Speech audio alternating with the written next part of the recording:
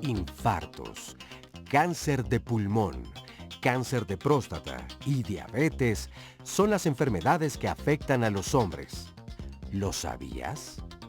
Dicen que es mejor prevenir que lamentar, así que se recomienda a las personas del sexo masculino mayores de 20 años someterse periódicamente a una serie de estudios que permitan valorar su estado de salud y reducir los riesgos de enfermedades características de su género.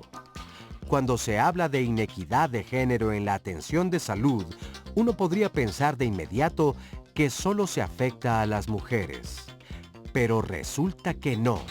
La desigualdad también la sufren los hombres.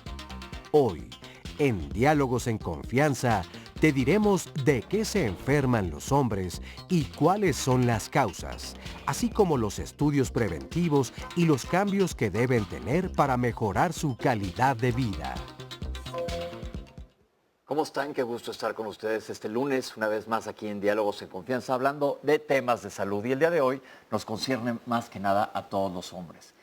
Cualquier médico que le pregunten, obviamente salvo los ginecólogos, qué sucede en su consultorio, cuál es la población que más ven, van a ser seguramente mujeres, pues los urólogos ven mucho más hombres, pero muchas veces son llevados por las mujeres. ¿Qué sucede con nosotros que no nos queremos checar, que nos da miedo ir al médico, que ignoramos los síntomas? ¿Por qué es que existe esta diferencia tan grande entre hombres y mujeres en las ganas o el interés de cuidarse, o por qué evadimos el problema hasta que ya haya sintomatología? Sabemos que la medicina ha avanzado lo suficiente para que exista medicina preventiva, y el chiste del programa de hoy es que creemos conciencia y nos atendamos antes de que aparezcan las enfermedades más comunes que afectan a los hombres. Le mando un saludo a Oscar Bermúdez, que no está el día de hoy con nosotros, pero voy a estar recibiendo yo todos sus mensajes y todas sus llamadas. El teléfono donde se pueden comunicar es el 5166-4000. Recuerden que nos pueden seguir en vivo en internet y en las redes sociales en www.canal11.mx/diálogos.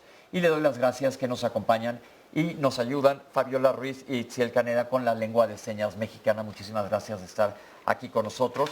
Y antes de que les presente a los panelistas que están el día de hoy aquí conmigo, vamos a ver una cápsula general de cómo es el panorama de salud en los hombres. Vamos a ver esto. Las enfermedades más comunes por las que los hombres mueren, generalmente mueren por cuestiones del corazón, por enfermedades del corazón, por diabetes y por tumores, cánceres, ¿no? Generalmente son de próstata, pulmones, de bronquios y de tráquea. Pero hay que tener como mucho cuidado al hablar de esas enfermedades, porque estas ocurren por lo general después de los 60 años de edad. En los primeros grupos de edad, a partir de los 15 años y hasta los 45 años, los hombres mueren, pero por cuestiones agresivas, por muertes violentas, ya sea por homicidios, ya sea por suicidios o por accidentes. Entonces, creo que es importante hacer la distinción, porque generalmente este tipo de muertes no son tan consideradas o tan tomadas en cuenta. La identidad de género masculina está instada a ser fuerte, a ser dominante, a ser autoritaria. Estamos hablando desde una masculinidad hegemónica, desde una sociedad patriarcal. Se les insta a los hombres a tener este tipo de actitudes, no a ser temerarios, ¿no? A no temerle a realizar actividades peligrosas. Y este tipo de cosas provoca que los hombres entren en una dinámica de salud poco cuidada. En términos de las mujeres es exactamente lo contrario. Se les insta a ser un poco más sensibles, a cuidar de su cuerpo y además a cuidar al otro, ¿no? A niños, ancianos y a otros que tengan cercanos. No solamente viene esto desde una cuestión familiar, ¿no? Sino que se reproduce en la escuela, en los lugares de socialización, con los propios amigos, en el trabajo. Todo el tiempo se les insta a hacer esto, ¿no? Esta parte fuerte, dominante.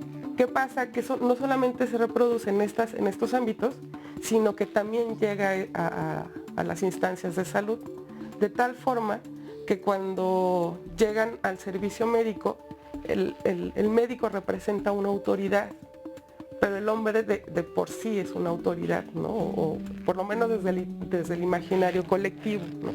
Entonces, cuando enfrentas a dos autoridades, es muy complicada una posible negociación, ¿no? El médico va a pensar que tiene todas las posibilidades de curar o de atender médicamente al paciente, siempre y cuando el paciente obedezca las instrucciones que el médico da. Y el paciente, por su parte, es autoridad por género, por su sexo masculino, pero no va a dejar que el médico le diga lo que tiene que hacer, ¿no? Por esta condición de masculinidad. Y entonces lo va a descalificar, y si es médica, peor, ¿no? Si es médica, pues va a decir, pues no tiene ni conocimientos, o es una mujer y no puede, ¿no? Y si es hombre, pues igual lo va a descalificar y va a decir, no sabe nada, y lo que voy a hacer es lo que creo que puedo hacer, y no necesariamente va a ser, por ejemplo, seguir los tratamientos médicos, no necesariamente va a ser atender a las indicaciones médicas, ¿no? Que dejemos de ver nuestro papel como cuidadoras, que nosotras no seamos las mujeres las que decidamos cuándo los hombres tienen que ir al médico, ¿no? Porque generalmente también los hombres van ya cuando están muy enfermos o cuando son obligados por alguien de su familia para ir al médico, porque ellos no quieren mostrar el dolor. Generalmente van cuando ya una persona de su familia, generalmente la mujer, les insta a ir a una consulta médica, ¿no?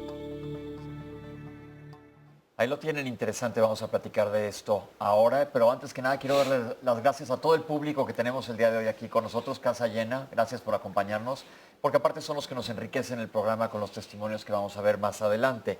Les voy a presentar a los panelistas que nos acompañan aquí el día de hoy. En primer lugar, el doctor Sergio Durán Ortiz, bienvenido, doctor. Hombre, muchas gracias. El doctor es jefe de urología de la División de Rehabilitación Neurológica del Instituto Nacional de Rehabilitación de la Secretaría de Salud.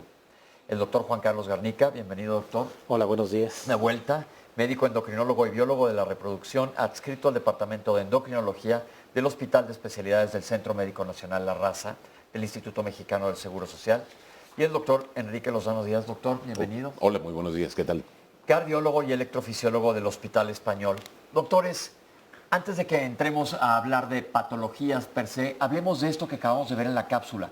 ¿Qué tanto ven ustedes en sus consultorios esta dinámica? Que hay palabras que me brincan mucho que acabamos de ver en la cápsula y lo he visto sobre todo con pacientes en el consultorio que no hay tanto apego al tratamiento por parte de los hombres. ¿Será por este desafío que traemos innato por conducta aprendida? ¿Cómo lo ven ustedes?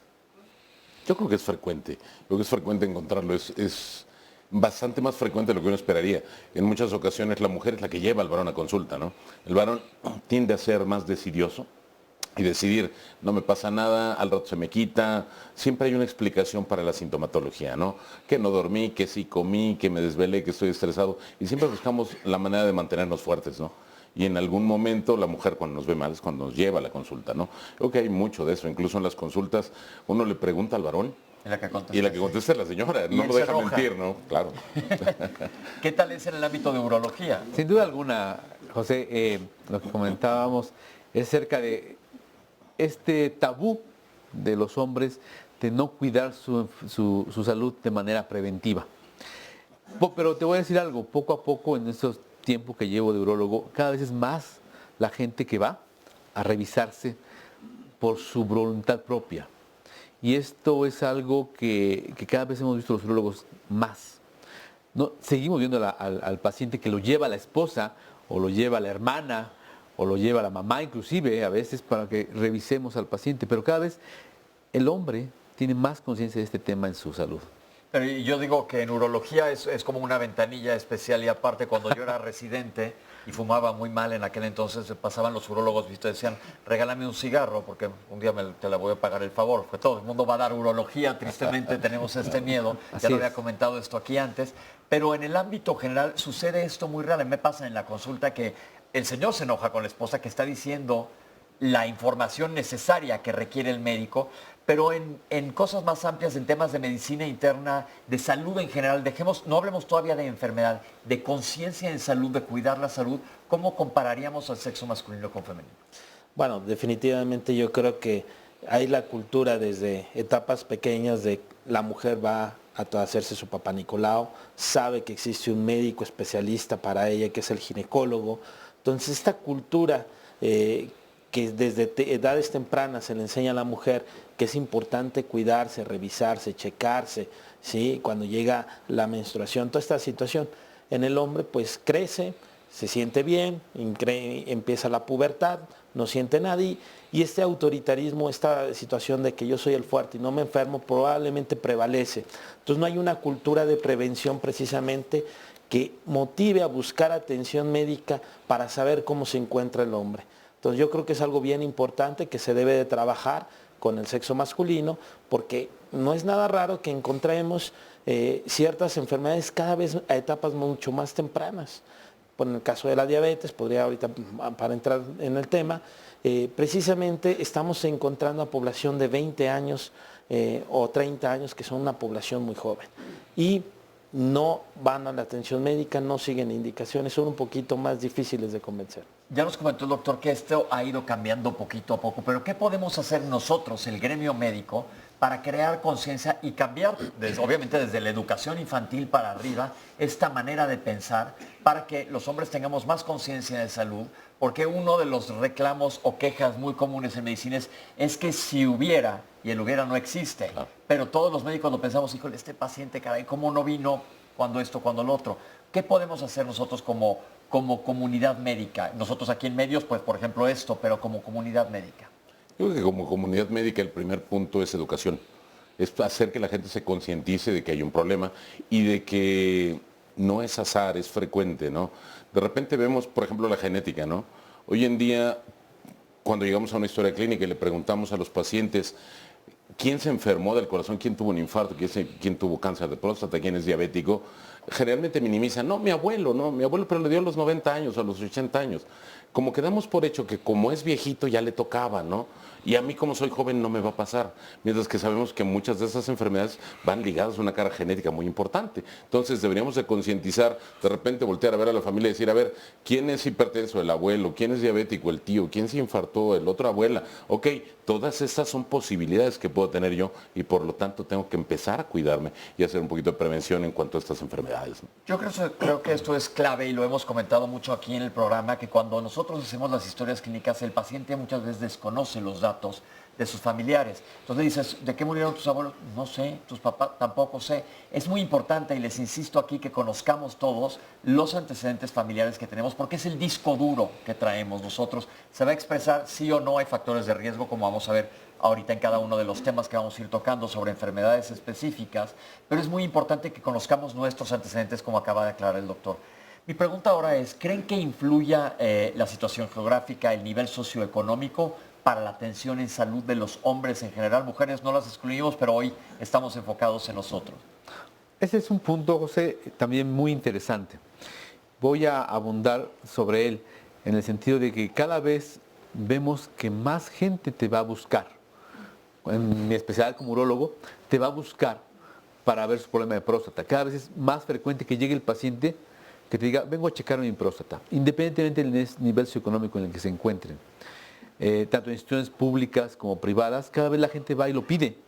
Porque creo que ha habido una gran conciencia, que es un tema que vamos a tocar posteriormente, del cáncer de próstata y del problema de hiperplasia prostática, que cada vez el hombre va a buscarse esa asesoría médica antes de que le suceda algo, porque ya vio que su tío o que su amigo o que su primo ya le pasó y no quiere pasar por ello. Regresando un poquito a lo que decían los medios de comunicación, creo que han hecho un excelente labor los medios de comunicación en esa interacción que existe con el público para poderles concientizarse qué vamos a hacer con este problema de salud. Es mucho más barato prevenir que tratar, eso ya lo sabemos.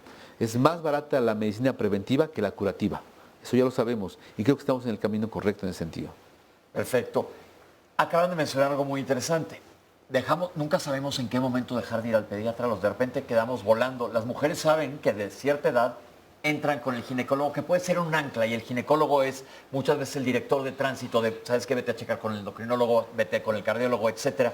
Las mujeres tienen un camino más definido, pero los hombres de repente sales de la edad pediátrica, el pediatra dice, no, pues ya no te voy a manejar, ya no tienes nada que estar haciendo aquí, porque aparte sí es importante que sepamos que las enfermedades o la patología pediátrica es muy diferente a la patología de adulto. Entonces es necesario que alguien tome las riendas y el hombre dice, no, pues ya no tengo a dónde ir. El urólogo dice, me voy a aguantar un rato, todavía no estoy como para ir a visitar al urólogo. Cardiólogo también dice, pues estoy muy joven. ¿Dónde o con quién debería llevar el mando de la salud del hombre? Pensamos en alguien de 20 años, 22 años que diga, estoy viendo el programa, híjole, a lo mejor sí debería de yo tener un médico con quien acercarme. Y siempre le hablo al pediatra. ¿Con quién deberían acercarse? Yo creo que en este caso, José, el médico que es el experto en el adulto y en términos generales de hacer un buen diagnóstico, pues es el médico internista. Sin lugar a dudas, el médico internista te permite hacer una evaluación completa del paciente que permite identificar todos estos factores de riesgo que van a llevar a una morbilidad en el hombre, a una mortalidad también. Entonces es muy importante que el médico internista capte a este tipo de población para poder hacer diagnósticos tempranos.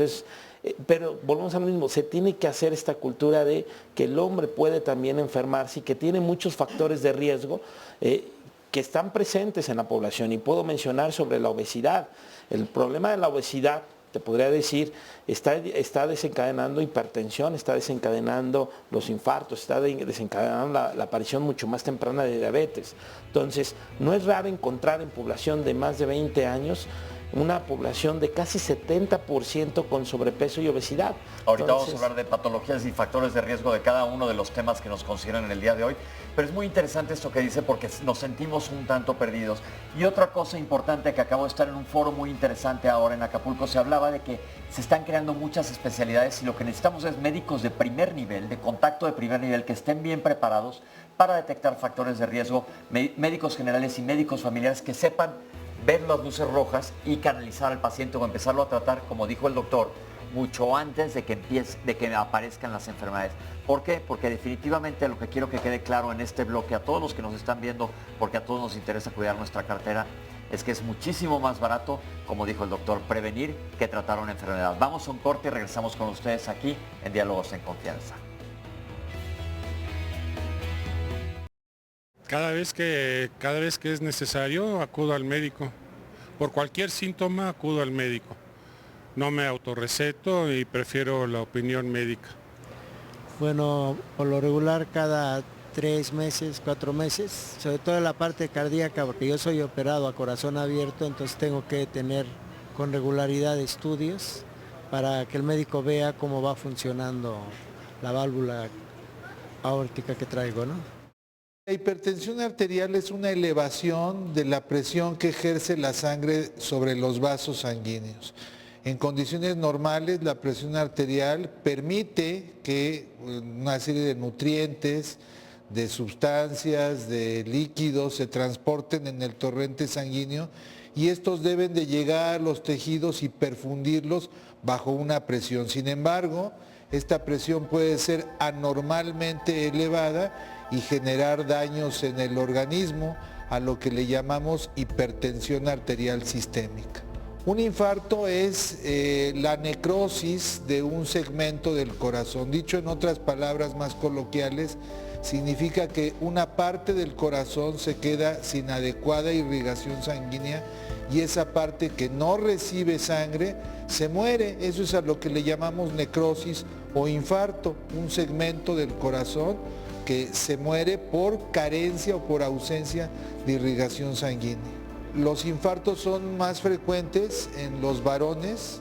Se sabe, de acuerdo a las últimas encuestas, que alrededor de 100,000 pacientes al año sufren de un infarto, de los cuales más de un 60% son varones. Las mujeres están relativamente protegidas por las hormonas femeninas.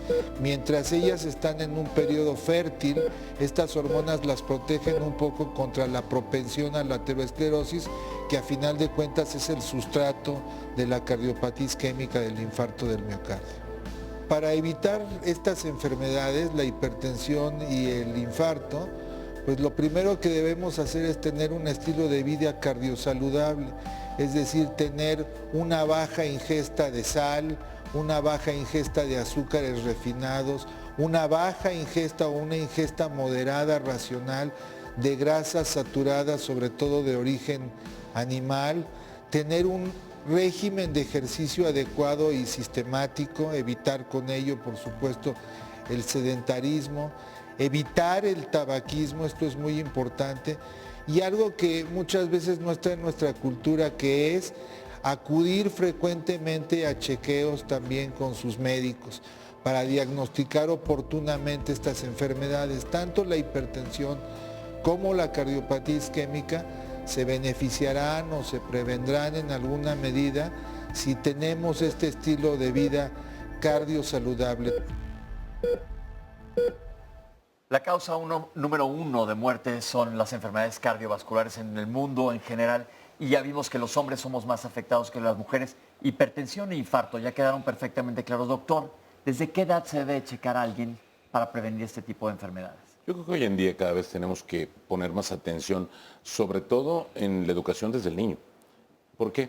Porque hoy ya vemos niños, como bien dijeron previamente, niños con obesidad, niños con factores de riesgo que van a desarrollar todo este proceso para generar tempranamente hipertensión o tempranamente un infarto con el miocardio.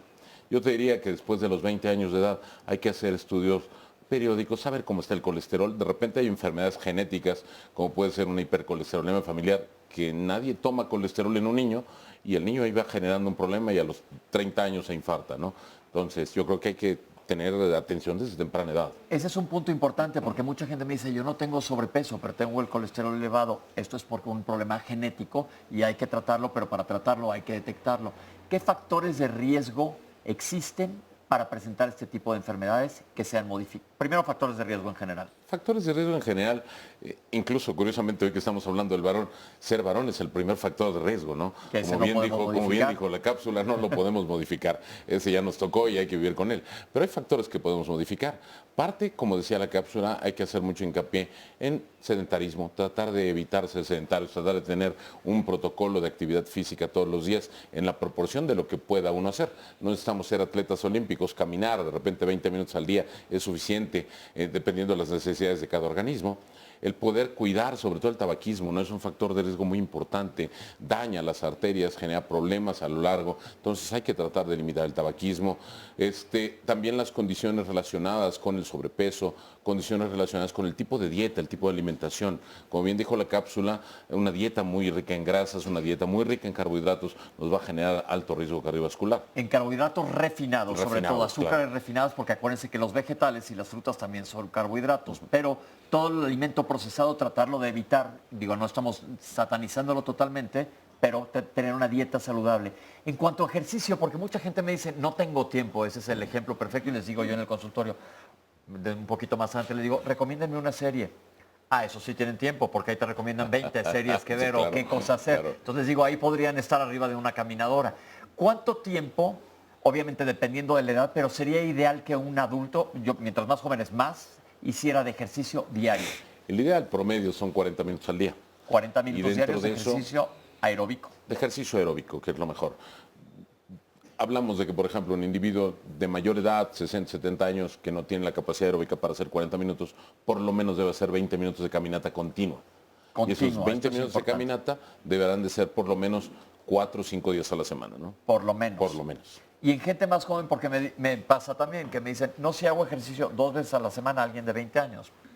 Es muy poco.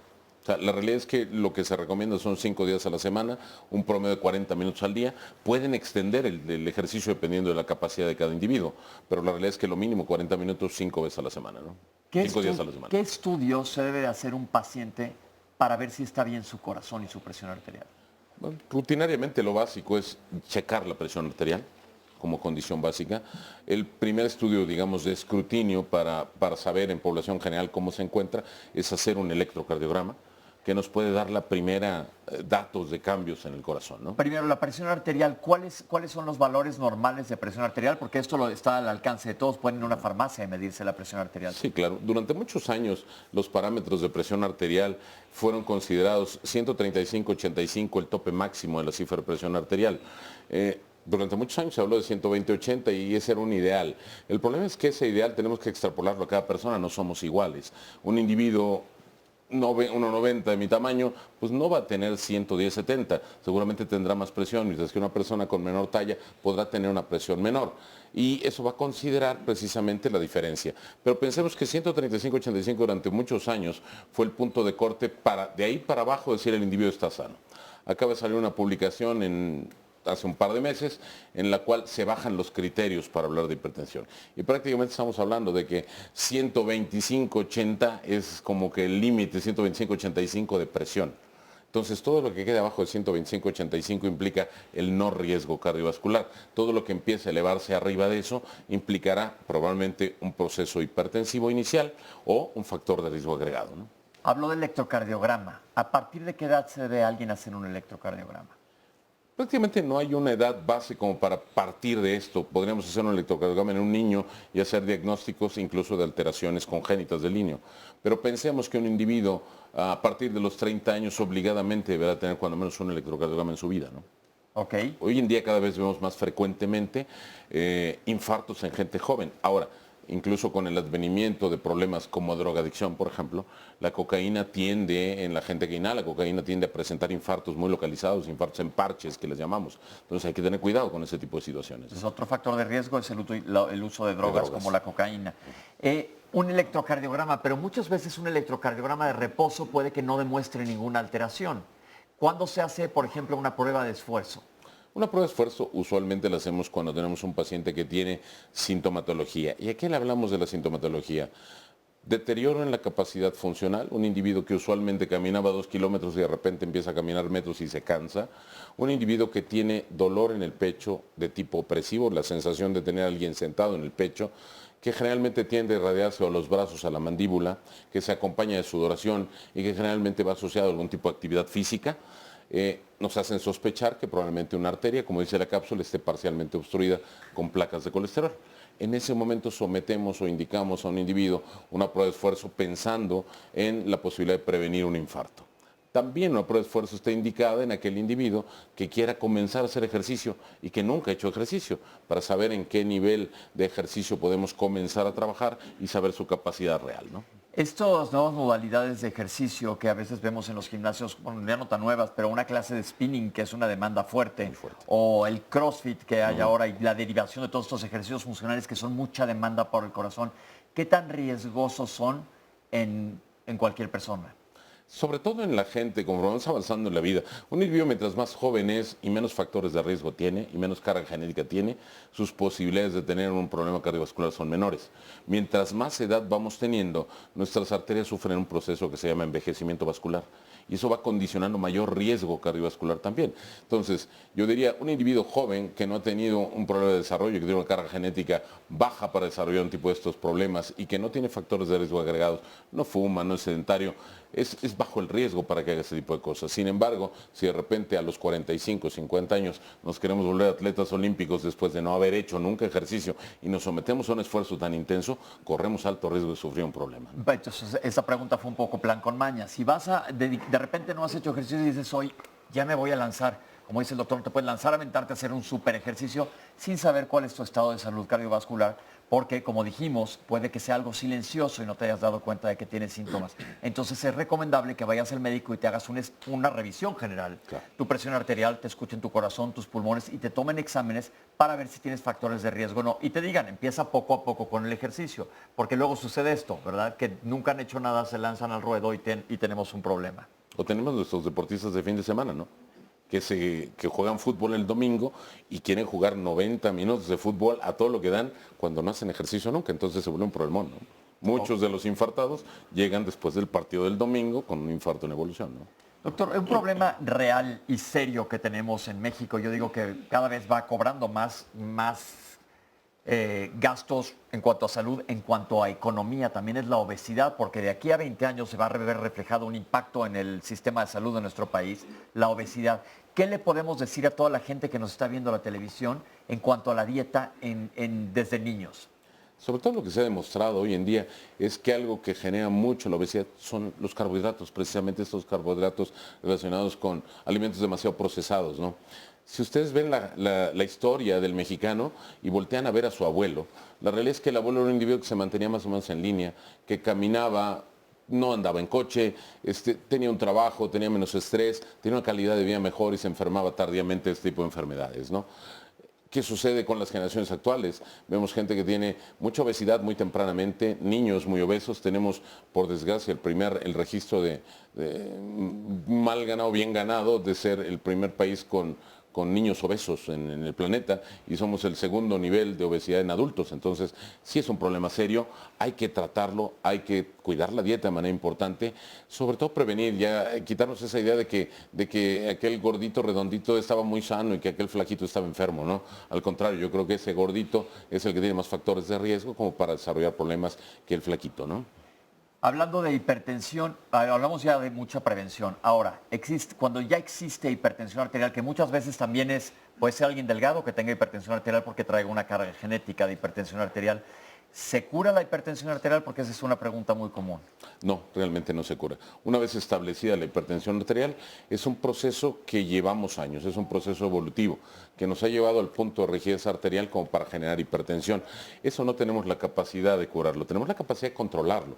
Y lo esperado además es que el hipertenso que diagnosticamos como un hipertenso chiquito, conforme va pasando el tiempo se va haciendo un hipertenso cada vez más severo. Entonces, más allá de curarse, la enfermedad se va a ir agravando. Entonces lo que necesitamos es primero controlarla, hacer la detección y el diagnóstico temprano de la hipertensión y posteriormente el seguimiento. Como dijo uno de los entrevistados en la cápsula, las visitas rutinarias al cardiólogo, a pesar de que esté controlado, se sugiere que estén de 3 a 4 veces por año en revisión para ver en qué momento cambia el patrón de la presión y vuelven a empezar a elevar y en ese momento cuidarlos antes de que sucedan complicaciones como los accidentes cerebrovasculares, ¿no? Que ahorita vamos a hablar de ellos. Existen muchos medicamentos para el control de la presión arterial y entonces la gente dice, pues me voy a tomar lo mismo.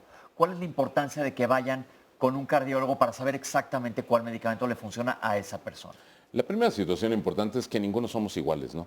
Ninguno nos queremos parecer a nadie ni somos parecidos a nadie. Entonces, no tendríamos por qué tomar el mismo medicamento todos ni en la misma dosis todos. Todos vamos a presentar una misma enfermedad de diferente manera y nos vamos a manifestar de diferente manera. No es lo mismo un hipertenso joven que un hipertenso de mediana edad que un hipertenso añoso. Los medicamentos para cada una de las enfermedades podrán ser más selectivos. Ni es lo mismo un hipertenso joven con hipertensión severa que un hipertenso añoso con hipertensión leve. ¿Por qué? Porque tenemos diferente manera de abordarla, ¿no? Hay pacientes que requieren, que son probablemente los menos, probablemente cerca del 20% de la población va a responder a un solo fármaco, mientras que el resto va a requerir de combinaciones de 2 o 3 o 4 fármacos. Entonces, pensar que tomarme una pastilla, como de repente llegan al consultorio y que estoy tomando una tableta de captopril al día, ¿no? Primer error, ¿no? No sirve, una tableta de captopril tiene una vida media de 4 a 6 horas, o sea, me cubre 4 a 6 horas. El resto del día estoy en riesgo. Y la gente pensó que con una pastilla era suficiente. ¿Por qué? Porque doña Chonita se la tomaba así, ¿no? Ese tipo de cosas hay que evitarlas, hay que llegar con un especialista que nos informe, porque además la gente no tiene la obligación de saber de su enfermedad. Los médicos tenemos la obligación de enseñarles y decirles de qué se trata y qué riesgos existen con ella, ¿no? ¿Qué pasa una vez que ocurre un infarto? ¿Cuál es el pronóstico de los infartos en general? El pronóstico de entrada es malo porque una gente que se infartó, como dice la cápsula, un infarto es la muerte de un tejido, que puede ser pequeño, puede ser grande o puede ser muy severo. Los infartos van a tener un diverso grado de severidad y dependiendo de la severidad será la posibilidad de tener éxito a futuro o no. Cuando encontramos un infarto, por ejemplo, en gente muy joven, es frecuente que sean infartos muy grandes, infartos que sean incluso, como llamamos, fulminantes, ¿no? Que terminan con la muerte del individuo porque son un territorio muy grande del corazón. Mientras que en un sujeto añoso lo que podemos ver es que tenga infartos muy localizados. El corazón, conforme vamos avanzando en la vida, va formando nuevos vasos sanguíneos. Sobre todo cuando está sometido a un estímulo de falta de riego sanguíneo, va formando nuevos. Entonces, cuando la zona original que se estaba tapando se tapa, pues ya hay muchos vasos sanguíneos que están protegiendo la zona. Y entonces de repente nos encontramos la historia de que mi abuelo se infartó 4 veces y en la quinta se murió. Claro, eso lo vemos frecuentemente en el anciano, mientras que en la gente joven con un infarto solo puede tener suficiente. El otro grave problema es que un sujeto que se infartó tiene muchísimo más riesgo de morir de otro infarto, ¿no? Bien, esto fueron las enfermedades cardiovasculares que, como vemos, existe un amplio campo de prevención y la verdad hay que hacer conciencia, papás, desde sus hijos, hay que meter las manos al fuego desde ahorita para evitar que suceda esto. Vuelvo a insistir en que es mucho más barato prevenir que lamentar. Y vamos a regresar a platicar de diabetes mellitus, que es otro de una enfermedad que nos afecta completamente. Y vamos a ver qué podemos hacer para prevenirla y detectarla. No se vayan, ahorita regresamos con ustedes.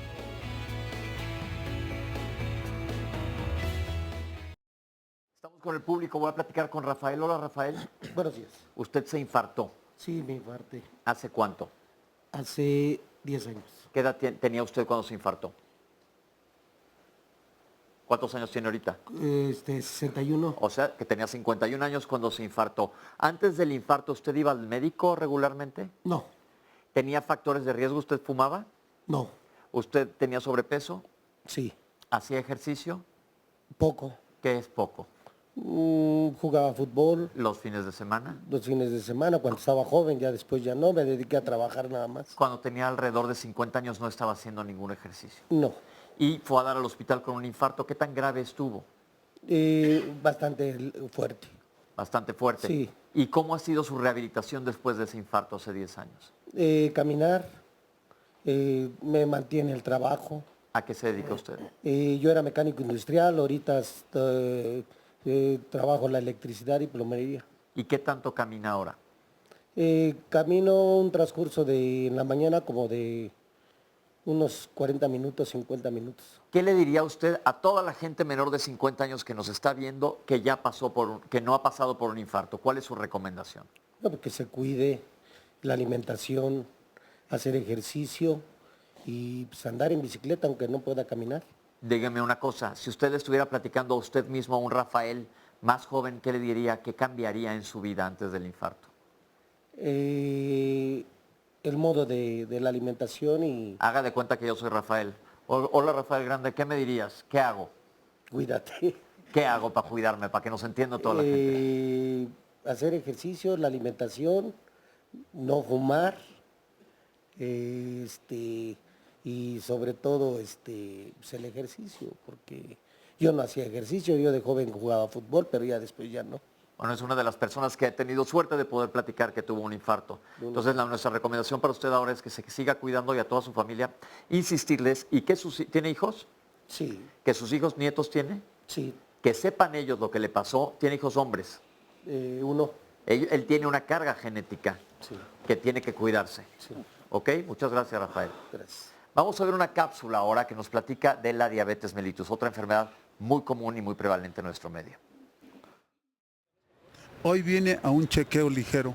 Cada que me citan, o sea, no tengo una regularidad así de ir muy seguido. Sí, por la diabetes.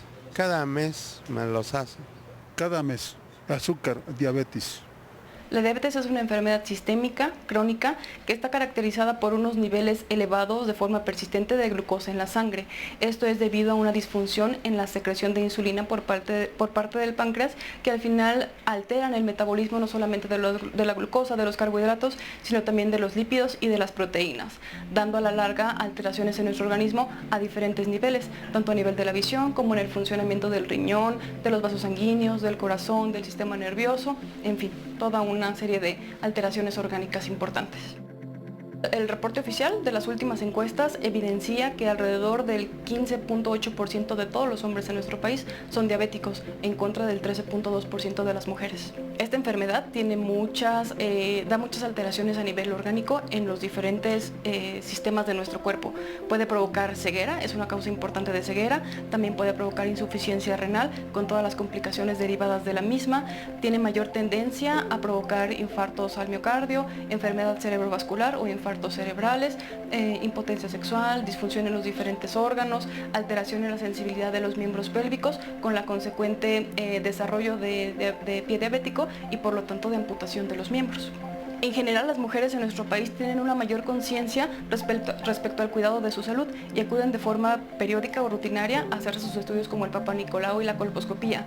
Eso a nosotros nos da mucha oportunidad para poderlas captar y hacerles algunos otros estudios de tamizaje para descartar otras enfermedades. Sin embargo, los hombres son un poco más renuentes a acudir al médico de forma temprana.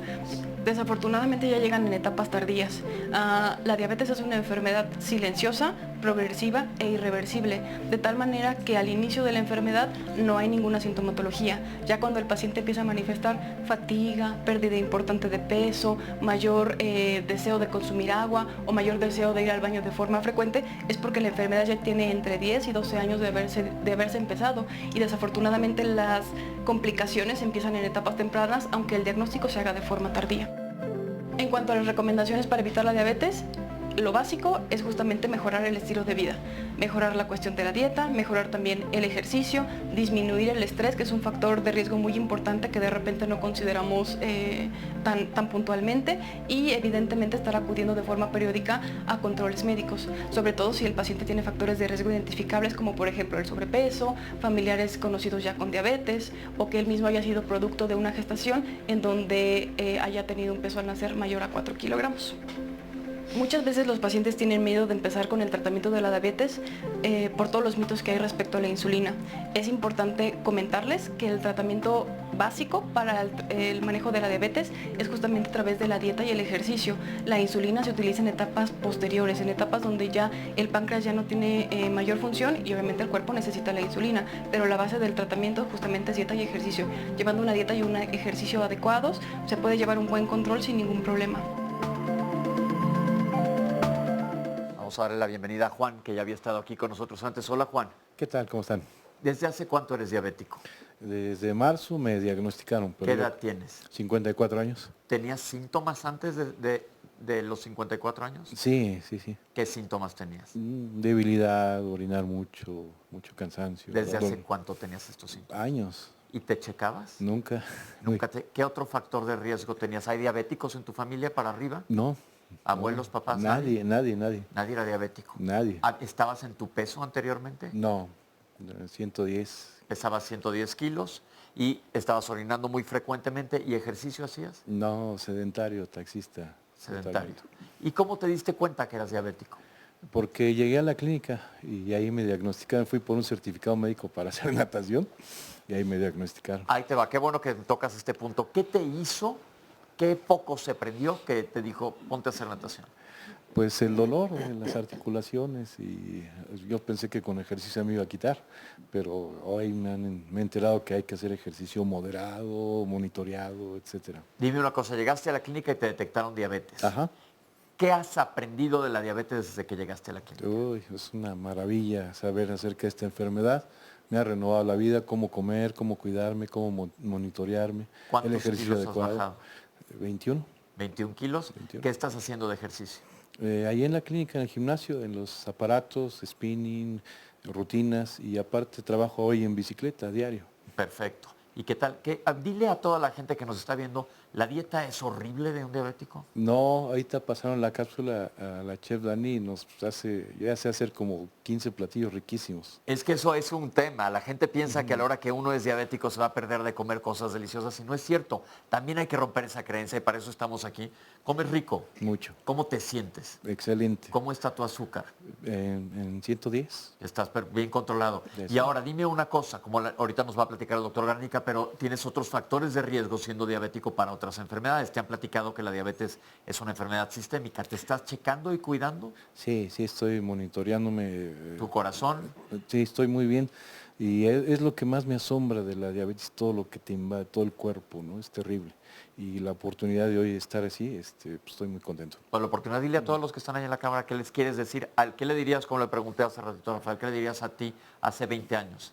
Que despierten, que se informen, porque a morir no hay miedo, pero a vivir mal sí. Ok, perfecto. Mil gracias. Y vamos a aprovechar que está con nosotros Gonzalo. Hola, Gonzalo. Eduardo. Ay, perdón. Perdón, no traigo lentes. Eduardo, perdón, ¿cómo estás? Bien, dime una gracias. cosa. ¿Desde hace cuánto eres diabético? 12 años, casi 13. ¿Cómo te diste cuenta? Me lo diagnosticó un doctor. ¿Que tenías síntomas? No, sufrí una herida en el dedo y fui a que me atendiera y me mandó a hacer unos estudios, salí con 368 de glucosa. Inmediatamente pues ya era diabético. ¿Y no tenías ningún síntoma antes? ¿No orinabas mucho? No. ¿No tenías mucha hambre? No. ¿Qué edad tenías cuando te diagnosticaron? 42, 43 años más o menos. La misma pregunta que hice de este lado. ¿Tienes familiares para arriba con diabetes, papá? Sí. ¿Y ¿No te habías checado nunca? No. ¿Por no, qué? Siempre fui una persona, o me consideré una persona sana. Era donador compulsivo, por decirlo así, de sangre. Me decían, oye, es que necesito que me dones sangre. Sí, cómo no, ¿a dónde y con quién? Y me presentaba. Y desde que te diagnosticaron diabetes, ¿cómo has controlado tu azúcar? Pues con un cierre, absteniéndome sobre todo de lo que era mi pasión, el refresco. Yo me tomaba mi refresquito así. Ahora lo que tomo es café, mucho café. ¿Qué le dirías a las personas que nos están viendo? Pues bajarle a los excesos únicamente, o sea... Y checarse. Checarse cuando sabemos que ya, y aún por prevención, yo creo que al menos una vez al año, como lo dicen los doctores, estarse checando. Yo creo que eso es muy importante, como en tu caso, porque tú no tenías síntomas y ya traías una enfermedad bien instalada con 300 de glucosa cuando lo máximo es 110 y te estaba afectando. Ahora has cambiado tu estilo de vida y te sientes bien. Sí, sí, en general, sí. ¿Haces ejercicio? Camino, procuro caminar mucho porque mi trabajo me retiene mucho. ¿Cuánto caminas? Al menos de 30 a 60 minutos al día. Perfecto, sensacional. Pues muchas gracias, Eduardo. Una disculpa que te dije, Gonzalo. La diabetes también afecta a los ojos, que es una parte importante, pero voy a lanzar una pregunta al doctor Guernica. ¿Cuál es el panorama general de la diabetes en nuestro medio? Bien, si hablamos de causa de muerte de manera global, aquí sí hablaríamos que es la primera causa de muerte. Sin embargo, en el sexo masculino pasa a ser la segunda causa de muerte, solamente superada por las enfermedades cardíacas. Y cuando vemos la prevalencia real, según la última encuesta del 2016 de Medio Camino, se establece que la prevalencia en el sexo femenino es de 8.4%. Sin embargo, probablemente puede estar subestimada porque precisamente no hay esta conciencia de la búsqueda, la atención para saber cuál es el estado de salud en el hombre. Probablemente se decía que anteriormente, por cada paciente que tiene el diagnóstico, uno no lo sabe. Entonces, sí es muy importante porque la diabetes es un factor de riesgo para desarrollar otras enfermedades. La principal causa por la que están muriendo los pacientes con diabetes aquí en México, sin lugar a dudas, están las renales y las cardiovasculares. En un reporte de una corte, en una población que se llevó a cabo aquí en la Ciudad de México precisamente, establecía que la enfermedad renal era la principal causa de mortalidad. ¿Qué quiere decir? Que no estamos haciendo bien nuestro trabajo. Probablemente, si bien es cierto, la dieta y el ejercicio es fundamental en el manejo del paciente con diabetes, todavía un 15% de la población que tiene diagnóstico de diabetes no está recibiendo tratamiento farmacológico. Es por ley que todo paciente con diabetes, al momento del diagnóstico, además de la dieta y el ejercicio, salga del consultorio con un tratamiento farmacológico, ya sea tratamiento orales o, por qué no decirlo, el tratamiento con insulina. Es bien importante, a diferencia de lo que mencionaban de la cápsula, en donde una vez que ya no hay insulina en el páncreas se debe de iniciar. No tenemos que llegar a ese nivel. El tratamiento farmacológico con insulina, todos los pacientes con diabetes tipo 2 en algún momento de la enfermedad van a terminar utilizando tratamiento con insulina. Es el mejor tratamiento, es el más eficaz, ¿sí? Y entre más temprano iniciemos tratamiento con insulina, la verdad es que las complicaciones van a verse disminuidas. ¿Cuáles son las complicaciones que se tiene con la diabetes? Antes de hablar de complicaciones, vamos a regresarnos antes de que aparezca la enfermedad para toda la gente que nos está viendo. ¿Qué factores de riesgo hay para diabetes para que todo el mundo estemos conscientes de ellos? Porque acabamos de ver dos testimonios que no pensaban y en uno de ellos sí había factores de riesgo. Los dos tenían factores de riesgo, pero nunca les cruzó en su radar que podía haber diabetes mellitus. ¿Qué factores de riesgo y desde cuándo checarse? El factor de riesgo más importante es el sobrepeso y la obesidad. ¿Qué prevalencia en población de más de 20 años tiene sobrepeso, obesidad o tenemos? Hablaríamos del 70%. 70% en el sexo masculino. Esto es algo bien importante. Si nos vamos un poco más atrás, en población de 12 a 19 años, estamos hablando que el 33% de los niños del sexo masculino tienen sobrepeso y obesidad. Algo que es bien importante, ya lo mencionaban en los testimonios, es que en la población adulta de más de 20 años, el 85% de los adultos consumimos refresco. Vean que no es muy diferente a lo que vemos en la población de 12 a 19 años. 81%, solamente 4% menor. ¿Qué quiere decir esto? Que nosotros como padres somos los responsables de llevar el veneno a casa, ¿sí?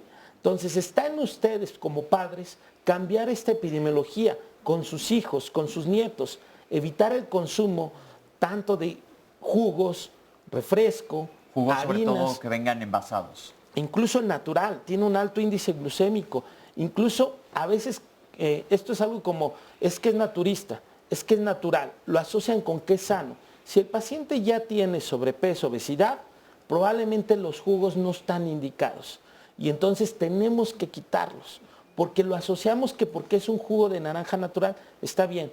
Otra cosa que es como una leyenda urbana, el licuado de avena con manzana. También eso, evidentemente la avena puede bajar el colesterol, pero el problema es que eleva triglicéridos, que es la dislipidemia más frecuente, alteración de los lípidos en México. Dislipidemia, déjenme explicar, dislipidemia quiere decir alteración de las grasas en el organismo. Y los triglicéridos son uno de ellos y el colesterol es otro. Perdón, doctor. Y evidentemente, pues es importante que nosotros cambiemos esta manera de comer. Es muy importante que ustedes acudan con el endocrinólogo, el médico internista, precisamente para que los orienten. El pan de dulce, las harinas, las pastas, ¿sí? Todos estos alimentos, las leguminosas incluso tienen muchísimo carbohidrato. En un paciente que tiene obesidad, tenemos que restringirlas. Nosotros deberíamos de empezar aquí, porque es mucho más fácil cuando se hace una intervención. Hay estudios, cuando se hace la intervención en cambios en el estilo de vida, si se empieza a los 4 años, el niño, la adherencia que va a tener y el aprendizaje es muchísimo. Después de los 45, 50 años, el adulto dice, no, o sea, de algo me he de morir, es muy renuente, hasta que no llegan a la unidad coronaria, hasta que no se les diagnostica diabetes, es cuando les cae el 20 y evidentemente ahí quieren hacer el cambio en el estilo de vida. Estamos llegando tarde a esto. No quiero decir que sea malo, lo tenemos que hacer, pero entre más temprano iniciemos, en un paciente que tiene 100 de glucosa, 110 de glucosa, ahí puedes cambiarle la vida al paciente con diabetes. ¿Sí? Doctor, vamos a tener que hacer un corte, pero vamos a seguir hablando de diabetes mellitus. Entonces la recomendación por ahora es enseñen a sus hijos a tomar agua natural. Vamos a un corte y regresamos a seguir hablando de diabetes y cómo nos impacta.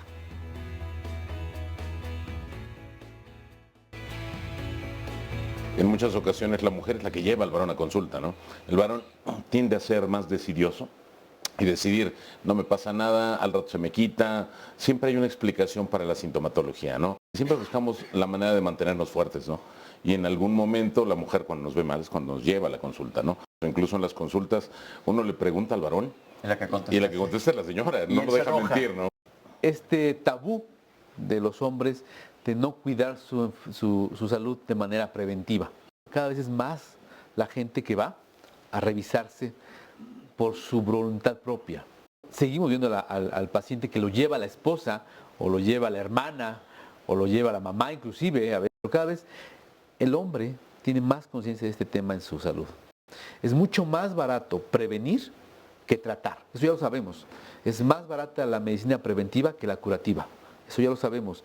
Sin lugar a dudas, el médico internista te permite hacer una evaluación completa del paciente que permite identificar todos estos factores de riesgo que van a llevar a una morbilidad en el hombre, a una mortalidad también. Es muy importante que el médico internista capte a este tipo de población para poder hacer diagnósticos tempranos. Se tiene que hacer esta cultura de que el hombre puede también enfermarse y que tiene muchos factores de riesgo. Es que algo que genera mucho la obesidad son los carbohidratos, precisamente estos carbohidratos relacionados con alimentos demasiado procesados, ¿no? ¿Qué sucede con las generaciones actuales? Vemos gente que tiene mucha obesidad muy tempranamente, niños muy obesos. Por desgracia, el registro de mal ganado, bien ganado, de ser el primer país con con niños obesos en el planeta y somos el segundo nivel de obesidad en adultos. ¿Se cura la hipertensión arterial? Porque esa es una pregunta muy común. No, realmente no se cura. Agradecemos sus comentarios. Jesús Gómez nos dice, las mujeres acostumbran a hablar más de sus malestares, más que los hombres suelen tener red de amistades para que se comenten sus problemas de salud, que también puede ser un problema.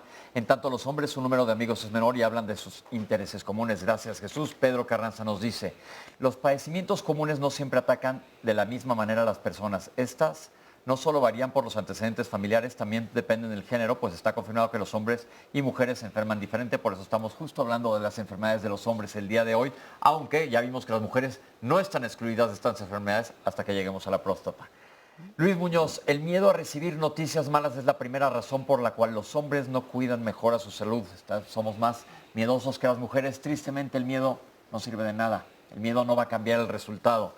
Carlos Torres, el hombre con diabetes tipo 2 tiene probabilidad más alta de tener un bajo nivel de testosterona. Ahorita hablamos de eso.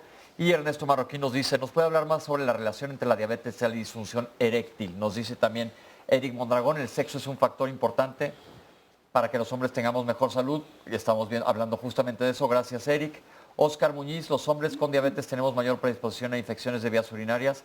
Sí, la diabetes, ahorita le voy a pedir al doctor, vamos a hacer un barrido de todo el organismo y qué pasa con la diabetes. Ricardo Mena, ¿qué tipo de problemas sexuales pueden presentar en hombres con diabetes? Doctor, vámonos de la cabeza hasta los pies. La diabetes, ya comentamos con Juan, es una enfermedad sistémica, no es una enfermedad nada más que afecta que orines más o que tengas mucha sed.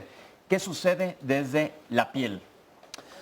Bien, el paciente con diabetes va a tener mayor riesgo de tener la piel seca, va a tener muy irritable la piel, de tal manera que es una causa frecuente por el cual el paciente dice, pues yo he sentido que la piel está muy seca, se me está irritando, infecciones sobre todo de tipo micóticas en las áreas de flexión. Micóticas son por hongos. Por hongos, y evidentemente la sudoración, los pliegues van a hacer que proliferen mucho más y estas infecciones en la piel sean mucho más frecuentes. ¿Qué pasa con el riego vascular, todos los vasos sanguíneos en la diabetes? Realmente el paciente con diabetes tiene una disfunción de los vasos sanguíneos, están afectados. A mí me gusta mucho una definición que yo les digo a mis residentes, que la diabetes es una enfermedad vascular porque empieza con los vasos chiquitos y termina afectando a los vasos grandes. Y voy a empezar con esto, probablemente empiecen con deterioro en la visión, ven borroso, y una causa, la principal causa de ceguera en edad productiva, pues sin lugar a dudas es la diabetes. La principal causa de accidentes vasculares, lo que conocemos como embolias cerebrales, pues también es la diabetes. Obviamente la hipertensión, el colesterol, la diabetes, la obesidad, son esos factores de riesgo que nos llevan a que el paciente pueda sufrir un infarto a nivel del cerebro y dejarlo sin caminar, dejarlo sin poder integrarse a actividades de la vida diaria. El otro punto es que podemos tener alteraciones bucales. Entonces es una complicación que poco se ha explorado, pero el paciente empieza a tener caída de sus dientes. Evidentemente esto limita la acción de la deglución, de la masticación, todas estas alteraciones. A nivel del tubo digestivo, voy a hacer un barrido de arriba hacia abajo. A nivel del tubo digestivo vamos a tener alteraciones precisamente en la deglución. Podemos tener neuropatía en el estómago. ¿Qué quiere decir neuropatía? Perdón la interrupción. Una afección del nervio, de los nervios, que puede ser en este caso lo que se encuentra a nivel del estómago, a nivel de vejiga, a nivel del corazón, ¿sí? Y de la afección de estos nervios, precisamente llegan a tener alteraciones en la motilidad del estómago y el paciente empieza a tener náusea, vómito, incapacidad para comer. A nivel del tubo, a nivel abdominal, podemos tener dolores, sobre todo como distensión abdominal, podemos tener diarreas alternado por periodos de estreñimiento. O sea, estas alteraciones que el paciente dice, es que a veces me da diarrea, a veces me estreño mucho, son alteraciones que van dañando precisamente estos nervios. A nivel de órganos sexuales, en el caso del hombre, es bien frecuente ver, y a veces con esto agarro mucho a los pacientes para que tomen conciencia, la función sexual. Y uno pensaría que la función sexual está afectada, sobre todo cuando ya tienes más de 60 o de 70 años. En un estudio que se hizo aquí en México, en Centro Médico Nacional de Occidente, en una población se hizo un corte, un análisis en menos de 40 años y más de 40 años, la disfunción sexual es igual tanto en una población de 30 años que en una población que tiene 60 años y tiene diabetes. Pero vean, la probabilidad de tener afección sexual es del 83%, o sea, es muy alto. Entonces, 8 de cada 10 pacientes van a tener alteraciones en la función sexual.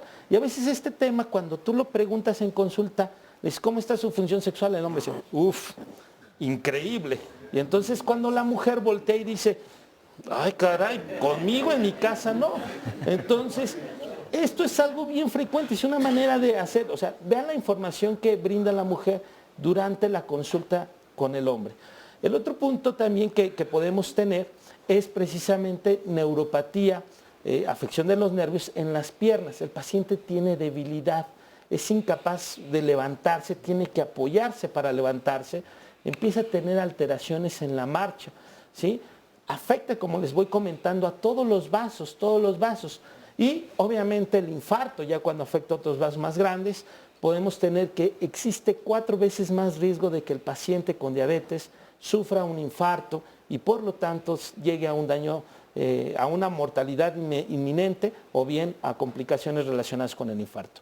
Y finalmente tenemos también el daño renal, que es otra de las alteraciones que podemos encontrar en el paciente con diabetes. Como ven, el pronóstico pareciera que es muy malo, pero si el paciente aprende a comer bien, si el paciente se toma sus medicamentos, si el paciente se pone su insulina, realmente se retrasa la aparición de estas complicaciones.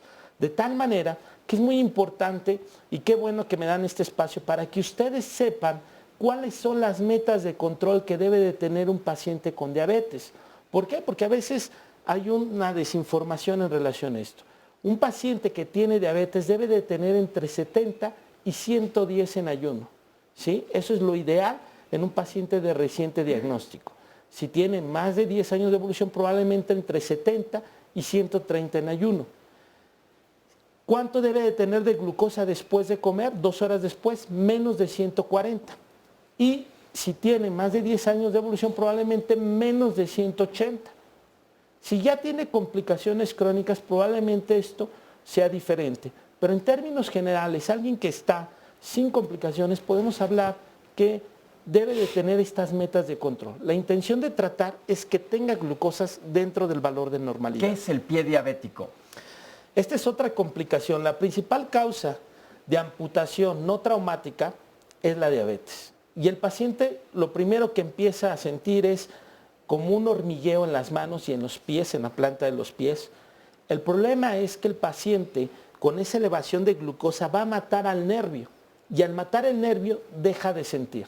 El paciente se levanta, pisa una corcholata, no siente nada y empieza a infectarse esa herida y empieza a necrosarse, a morirse el tejido y termina en una amputación. Entonces, es la principal causa de amputación no traumática el pie diabético. Vamos a regresarnos ahora a la prevención. Nos está viendo mucha gente, hay gente joven o familiares que tienen diabéticos en su familia. Primer dato, asegurarse, saber si hay diabetes en la familia, porque eso ya te pone en un factor de riesgo. Ya nos habló de obesidad y sedentarismo, factores de riesgo para la diabetes. ¿Qué puede hacer toda la gente que nos está viendo ahorita, que está pensando, como les pasó a Juan y como le pasó a Eduardo, que ellos no tenían ningún síntoma y de repente se dieron cuenta? ¿Qué acciones pueden tomar para ser preventivos y cuándo checarse? A mí me tocó participar en la norma oficial mexicana de diabetes y esto es algo bien importante. Todo paciente de más de 20 años que tiene sobrepeso o bien obesidad debe de ser determinación de glucosa y de un perfil de lípidos. Esto es muy importante para poder identificar a estas poblaciones que tienen alto riesgo, como ya lo habíamos mencionado. Entonces, eso es lo primero, acudir con su médico, que midan su cintura. En el caso del hombre, el tener una cintura de más de 90 incrementa el riesgo de desarrollar diabetes.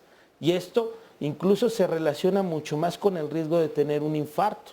Entonces, sí es muy importante que ustedes desde en casa se midan su cintura y den un aproximado, porque obviamente esto tiene una técnica, pero para que ustedes identifiquen en casa si tienen este factor. Esto es con una cinta métrica sobre el ombligo.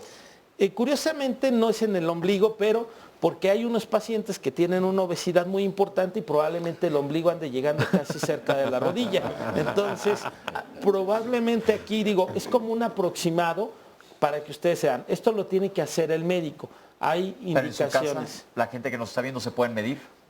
Probablemente, digamos, en la parte media de donde tienen la cadera y la última costilla, utilicen eso como referencia para que ellos se den un aproximado. Les puedo garantizar que dada la prevalencia van a tener más de 90 centímetros. Por lo tanto, están en riesgo, por lo tanto hay que aplicar medicina preventiva, comer adecuadamente, hacer ejercicio y checarse, que es lo principal. ¿Por qué? Porque luego llegan muy tarde, cuando, como se comentó en la cápsula, muchas veces cuando ya hay síntomas, ya lleva un rato la enfermedad. Así es. El problema también es que estamos llegando tarde al diagnóstico de la diabetes, ya cuando el paciente ya tiene los síntomas, que es ir mucho al baño, orinan demasiado, les da mucha hambre, ¿sí?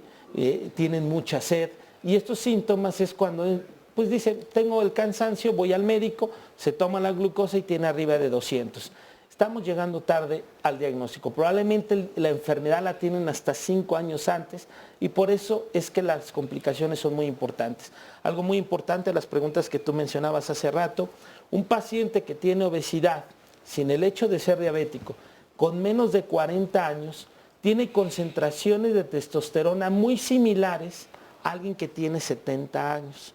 También la testosterona se ha visto que en el paciente con obesidad y diabetes está disminuida. Por eso es que la disfunción eréctil es muy frecuente en este tipo de poblaciones. Es curioso que sobre todo la que asusta es la disfunción eréctil, pero acabamos de ver, nos explicó el doctor, que la diabetes afecta de pies a cabeza, por todos lados. Otro punto importante, ya nos habló de infecciones por hongos en piel, pero ¿qué hay con el sistema inmune y la diabetes, con el sistema que nos defiende contra las infecciones? Bien, este concepto que voy a mencionar, que es inmunocompromiso, es el término adecuado, que quiere decir que nuestro sistema inmunológico está comprometido, es decir, que no está trabajando bien. Y esto favorece que el paciente con diabetes tenga mayor riesgo a los procesos infecciosos a todos los niveles. Infección de vías urinarias, infecciones gastrointestinales, infecciones pulmonares, ¿sí? Es mucho más riesgoso el paciente con diabetes de tener incluso neumonías atípicas por bichos que habitualmente no podría tener un paciente donde su sistema inmunológico está bien. Entonces, como vemos, el sistema inmunológico al estar comprometido expone al paciente a que en una situación de una enfermedad severa pudiera no responder su sistema inmunológico y prolongar la estancia en el hospital. Entonces, sí es una complicación frecuente en el paciente con diabetes. Entonces, hay complicaciones que se ven y complicaciones que no. Ahora, en cuanto al tratamiento, ya nos explicó, hay tratamiento farmacológico que es importante y tampoco es igual para todo el mundo, igual como comentó el doctor anteriormente, ¿me voy a tomar lo mismo que está tomando Sutano? Pues no, hay que hacer una revisión para ver cuál es el medicamento, no nos vamos a meter a hablar de farmacología ni dar nombres, ver cuál es el medicamento que más te funciona a ti específicamente. Ahora, no queremos asustarlos con las complicaciones de la diabetes. ¿Las complicaciones se presentan en todo mundo o un apego adecuado al tratamiento, al peso y a la dieta van a alejar las complicaciones? Esto es algo bien importante. El acercamiento al peso y una buena dieta evidentemente es fundamental, pero vuelvo a insistir, el tratamiento farmacológico en el paciente con diabetes debe de estar instaurado en el momento del diagnóstico. Todo paciente tiene que salir con tratamiento farmacológico. Nos está ganando la diabetes. Ahora, si nosotros hacemos esto, evidentemente vamos a retrasar en más del 50% todas estas complicaciones que yo mencioné. Pero es fundamental que el paciente al momento de saberse que tiene diabetes, más que preocuparse, tiene que ocuparse por estar sano y por tomar su medicamento. Esto es algo fundamental. Perfecto, esto es muy interesante y qué bueno que lo mencionan porque como vemos existe una relación muy cercana entre endocrinología y cardiología, porque están íntimamente relacionados, compartiendo los mismos factores de riesgo, en donde sí tenemos una injerencia todos nosotros en nuestra casa para poder, con conciencia y, como dijo el doctor, ocupándonos de nuestra salud, tratar de prevenir este tipo de padecimientos que pueden ser verdaderamente devastadores para todo el mundo, carísimos, y hacerlo de la prevención. Y vamos ahorita, después de este breve corte, vamos a regresar a platicar de la próstata. ¿Qué es la próstata? Ahora sí, un tema exclusivo de hombres, porque ahí sí no hay injerencia que les pase a las mujeres. Ojo, mujeres, ustedes también pueden sufrir de enfermedades cardiovasculares y enfermedades metabólicas como la diabetes mellitus, entonces no hay que quitar el dedo del renglón. Vamos a hacer familias sanas desde el principio para evitar presentar las complicaciones y las enfermedades que sean prevenibles. Vamos a un corte y regresamos con ustedes. No se vayan. 2 veces al año o 3 de sangre, de diabetes, de triglicéridos, glucosa, todo eso. Con una frecuencia de 6 meses. Sangre, riñones, cardíaco, en general. El agrandamiento prostático es cuando el órgano, que es la próstata, crece. El problema es que crece toda la vida. Desde que empezamos en la gestación, a la 8ª, 9ª semana de gestación, empieza a crecer. Y cuando nosotros nacemos, 2 a 3 meses, porque los estrógenos maternos hacen que pare. A la edad de la pubertad duplica el volumen y a los 30 años empieza otra vez a crecer para que a los 40 o 50 años nos salude con los síntomas que vamos a ver más adelante. Los síntomas son debidos a una obstrucción de salida. Si nosotros vemos, la próstata está a la salida de la vejiga y entonces la orina tiene que pasar por este tubito que está dentro de la próstata, que es como que si tuviéramos una manzana y donde están las semillas, ahí hubiera un tubito. Ese tubito, si se agranda la próstata, puede agrandarse hacia afuera o hacia adentro. El problema es que se agrande hacia adentro y vaya tapando ese tubito. Entonces, si va tapando el tubito, ¿qué va a pasar? Pues va a haber una orina con un chorro débil, va a haber mayor esfuerzo para la vejiga a orinar y a veces se corta, va a ser más larga la micción y a veces no termina de salir toda la orina, lo que hace que vaya a orinar frecuentemente y que sienta que no vacía la orina. El agrandamiento prostático, hablamos de la regla de los 50, que es decir, a los 50 años, el 50% tiene la próstata agrandada. De estos 50, el 50% tiene síntomas. Claro, va subiendo conforme la edad y normalmente vemos que a los 80 años tenemos casi un 90% de los pacientes con próstata agrandada. La comunicación, los medios de difusión y el medio urológico ha tratado de buscar que no lleguen cuando ya es una etapa pues que están cerrados. Y obviamente es uno de los chequeos masculinos más frecuentes. ¿Por qué es más frecuente? Porque uno de los cánceres que tenemos es el cáncer de próstata. El cáncer de próstata es una enfermedad de la próstata que es silenciosa. No hay síntomas, a diferencia del agrandamiento. Por eso mucha gente dice, no tengo síntomas, no voy al médico. Hoy en día podemos detectar un cáncer de próstata inicial. Es el primer cáncer masculino arriba de los 40 años. Se está siempre peleando con el cáncer de pulmón, pero pues es uno de los primeros cánceres. En México el INEGI nos dice que cada 2 horas un hombre muere por cáncer de próstata. Cuando empezamos con el antígeno prostático hace unos años atrás, los pacientes llegaban ya que estaban invadidos. Gracias al antígeno prostático y al tacto prostático hemos podido avanzar y gracias a la cultura actual, que el hombre ya va a hacerse su chequeo a partir de los 40 años, hemos encontrado muchos cánceres en forma inicial. Ahora sí vamos a platicar de la próstata, doctor. Aquí se habla de a partir de los 40 años. ¿Qué tanto en el consultorio ve pacientes de 40 años? Bueno, voy a abordar varios temas. El primero, yo creo que la próstata que ahorita Daniel nos hizo una muy buena introducción a la misma y a la patología de la próstata. La próstata ha llevado muchos pacientes al consultorio y eso nos ha permitido de pronto detectar gente con diabetes, gente con hipertensión, gente con riesgos de infarto, porque la disfunción eréctil se refiere que es la patología que si tú la padeces a los 30, 40 años, es heráldica, es decir, te va a avisar que puede ser un paciente que te vas a infartar, porque ya está tapándote las arterias del pene. Y eso te puede llevar en un momento dado a taparte las arterias del corazón. Ahora, como bien dice Daniel, alrededor de los 40, 45 años es cuando la gente empieza a tener esa cosquillita, esa idea de irme a checar al urólogo. De pronto en el medio médico se dice que los urólogos somos los ginecólogos del hombre.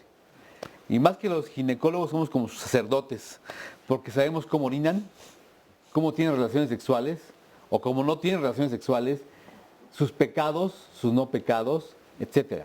Así que el urólogo nos convertimos en ese médico que los hombres a partir de los, o alrededor de los 50 años, nos van a ver porque ya su compadre, o su amigo, o su tío, o su papá, o su abuelo, tuvieron problemas de próstata. Entonces el urólogo se convierte en ese médico sumamente allegado del hombre. Alrededor de los 50 años, yo diría que la primera revisión debe ser a los 50 años.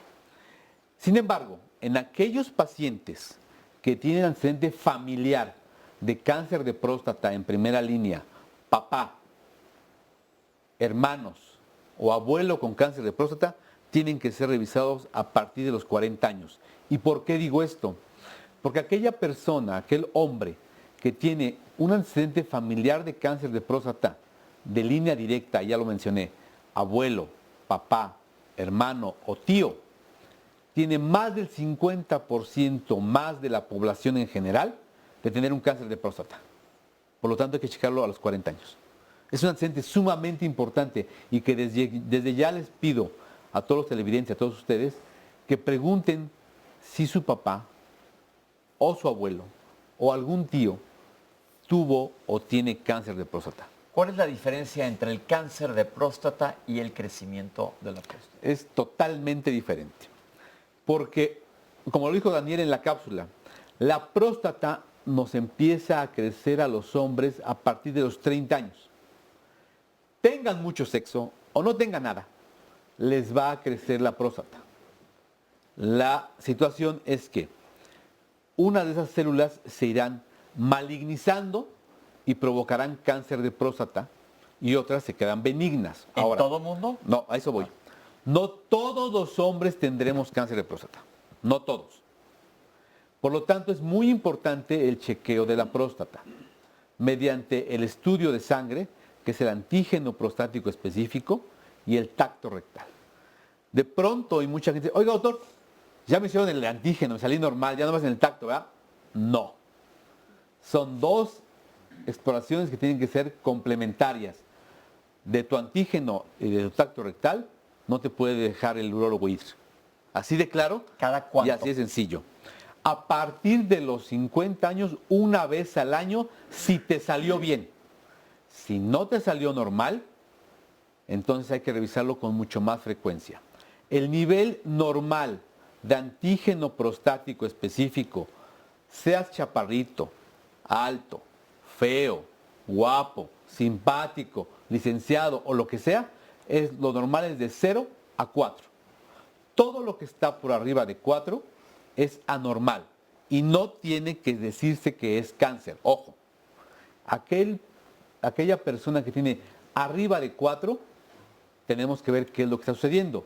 Si la próstata ya creció, provoca más antígeno. Si hay una inflamación de próstata, como una prostatitis, que es la inflamación de la próstata, te eleva el antígeno, y si hay cáncer de próstata, se te eleva el antígeno. Por lo tanto, y de pronto me llegan pacientes y me dicen, doctor, me dijeron que mi antígeno está negativo. No. Dime el número que tienes de antígeno, porque de eso va a partir lo que vamos a hacer contigo. Otra vez, pero entonces vuelvo a la pregunta, ¿cuál es la diferencia entre el cáncer y el crecimiento próstata? El crecimiento de la próstata lo vamos a experimentar prácticamente todos, y el cáncer de próstata son células malignas que no lo tienen todos los hombres. ¿Y todos van a tener síntomas? No todos, como decía Daniel, el 50% de los pacientes pueden llegar a tener síntomas. Hay gente que dice, oiga doctor, si mi abuelito tenía 80 años y nunca se quejó de la próstata, seguramente tenía síntomas, pero nunca se dio cuenta de ello. Ahora, no todos se tapan, que es lo que normalmente dicen. Oiga doctor, ¿cuáles son los síntomas? Vamos entonces a decir cuáles son los síntomas para sospechar que hay algo con la próstata. Incrementa el número de veces que vas a orinar en el día. ¿Cuánto es lo normal? Con una ingesta habitual de 1,5 litros a 2 litros de agua diario, tienes que orinar 6 veces al día. 5 en el día y a lo mejor pararte una vez en la noche. Si de pronto, alrededor de los 50 años, con esa ingesta de líquidos, te paras 2 o 3 veces en la noche, eso es anormal. Orinas más en la noche.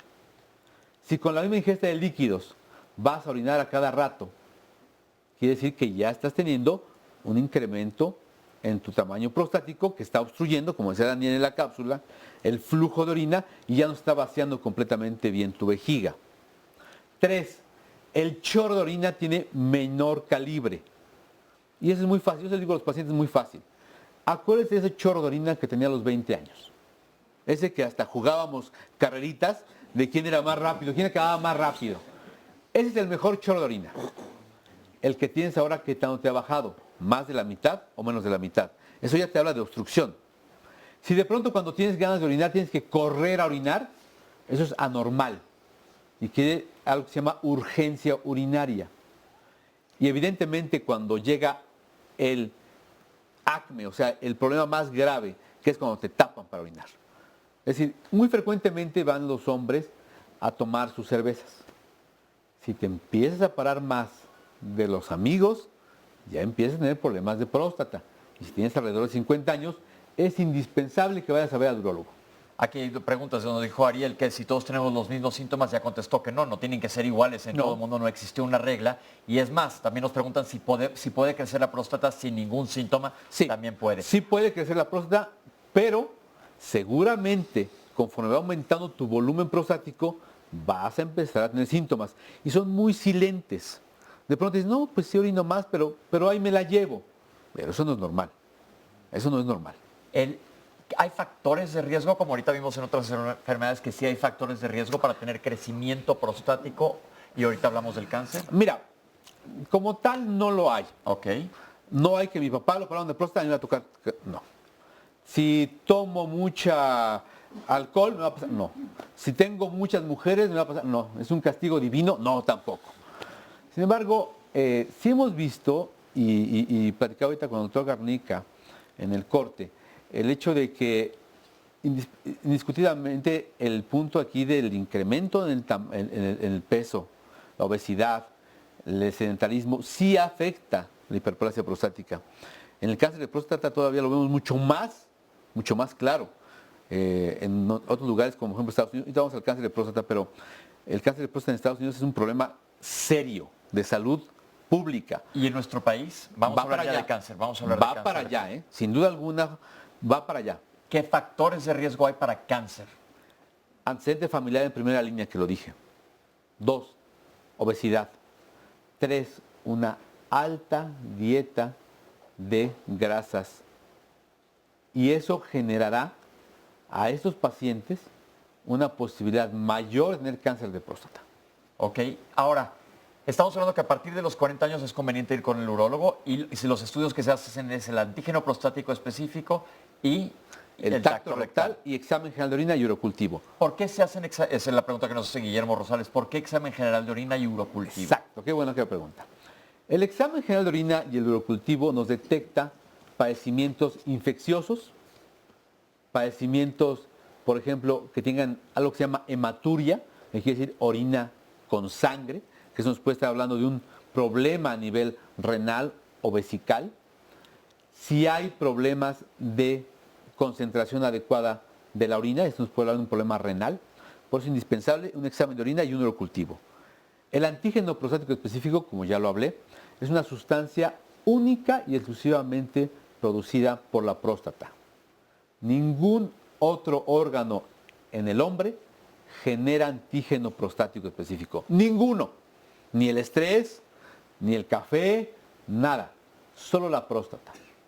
y el tacto rectal es indispensable. Doctor, hay, porque mucha gente que nos está viendo va a decir, mañana mismo me voy a ir a hacer un antígeno prostático específico y qué bueno que se chequen, pero hay algunas limitaciones para este examen que hay que evitar hacer antes de hacerse un examen. Sugerencia. Es evitar tener actividad sexual por lo menos 3 días antes de la toma del antígeno, porque eso lo eleva ligeramente. Existen las creencias de que el andar en mucha bicicleta o andar en caballo, eso inflama o aumenta el antígeno. Eso no es así.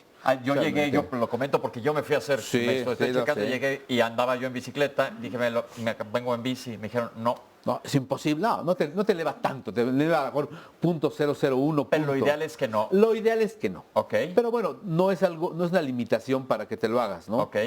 Es la actividad sexual, sí, porque la actividad sexual hace que la próstata se contraiga y eso puede elevar un poquito más el antígeno prostático. ¿Cómo se maneja el crecimiento prostático?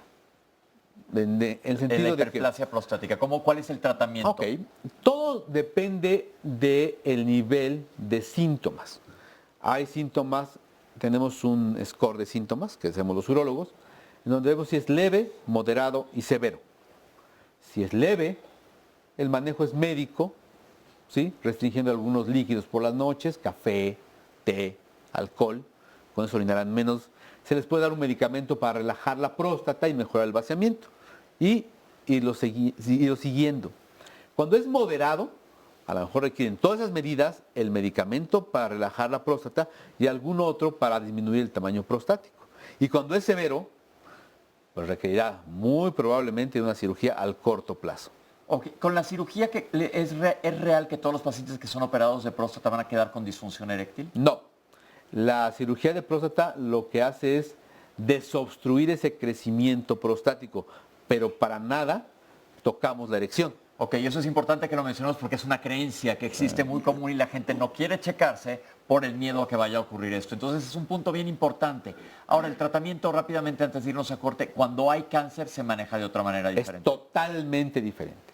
Aquí lo importante es detectar si un paciente te está planteando un problema prostático de hiperplasia, que es el crecimiento normal, habitual, o te está planteando el problema de un cáncer de próstata. Son dos cosas diferentes que se tratan diferente. Ok, el cáncer de próstata meritará cirugía, a la mejor radioterapia y a la mejor... Ahorita lo platicamos. Nos queda un minuto. Entonces es bien importante, la próstata, como vemos, si hay la obesidad es un factor de riesgo que afecta sobre todo para cáncer de próstata. Y el otro es el hecho de ser hombre. Entonces va a crecer la próstata a partir de los 40 años, hacerse un chequeo urológico una vez al año y sobre todo si hay sintomatología, definitivamente acudir con el urólogo porque como decimos todos los lunes, mientras más temprano detectes una enfermedad, y eso aplica para todas las enfermedades que hemos hablado el día de hoy aquí, esta mañana, va a ser muchísimo más fácil tratarla y sobre todo evitar complicaciones asociadas a la enfermedad. Porque para un urólogo es mucho más fácil tratar una próstata que no ha crecido gigantescamente o que no es un cáncer que tener un problema mucho mayor. Vamos a hacer un corte y ahorita regresamos. No se vayan, estamos aquí en Diálogos en Confianza.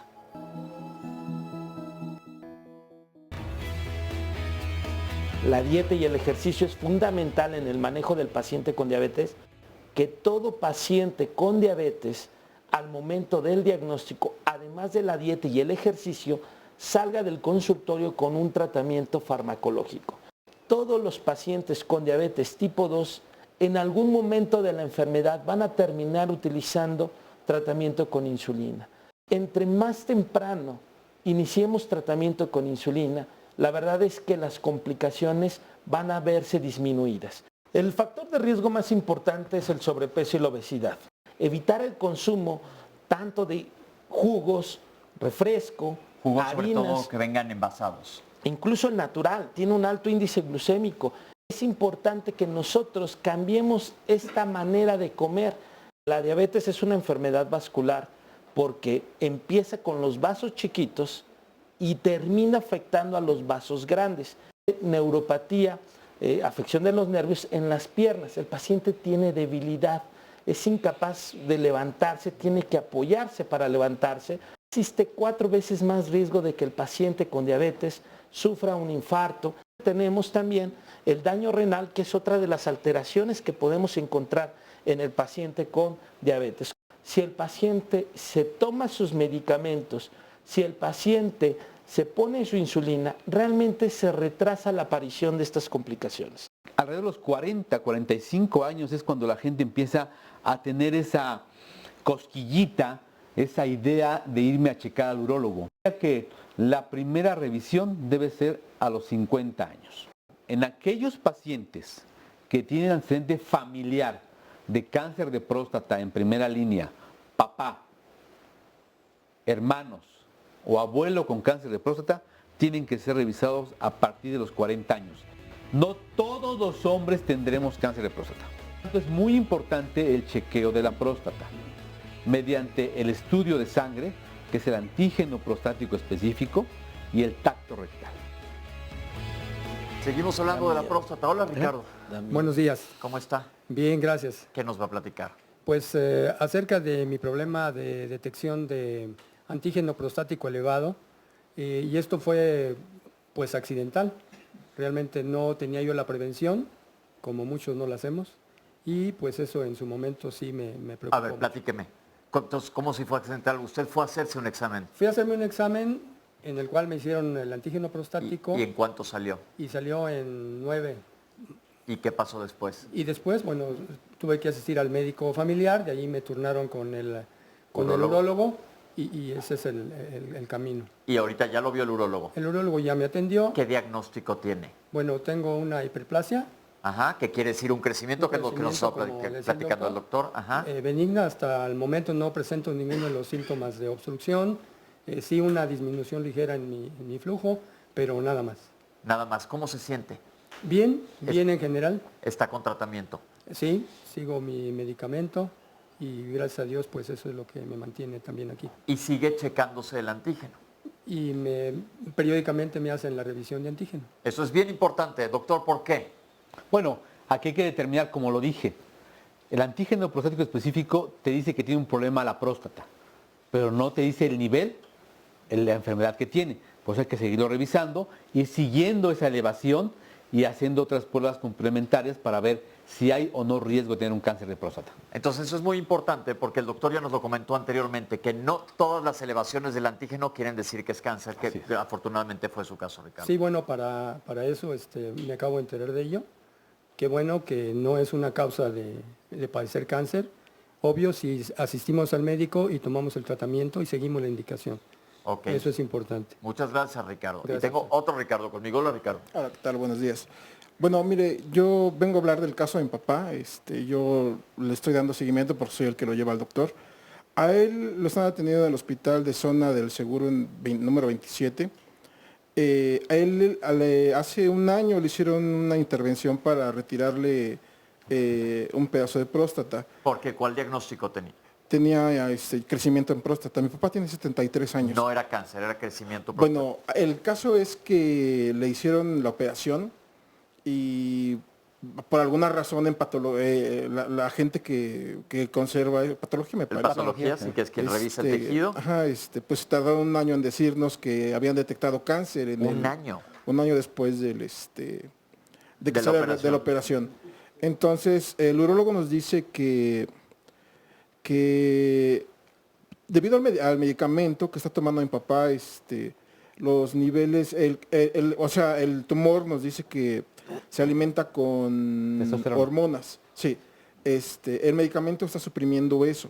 Y entonces... Le están dando un bloqueador de hormonas para que no crezca más el tumor. Bueno, se lo daban de por sí. En realidad no era por el tumor, porque no se lo habían detectado. Y en este caso a él... No, a ver, una pregunta, ¿cómo que de por sí se lo daban? Sí, era el medicamento que estaba tomando antes de que le ¿Por qué lo estaba tomando?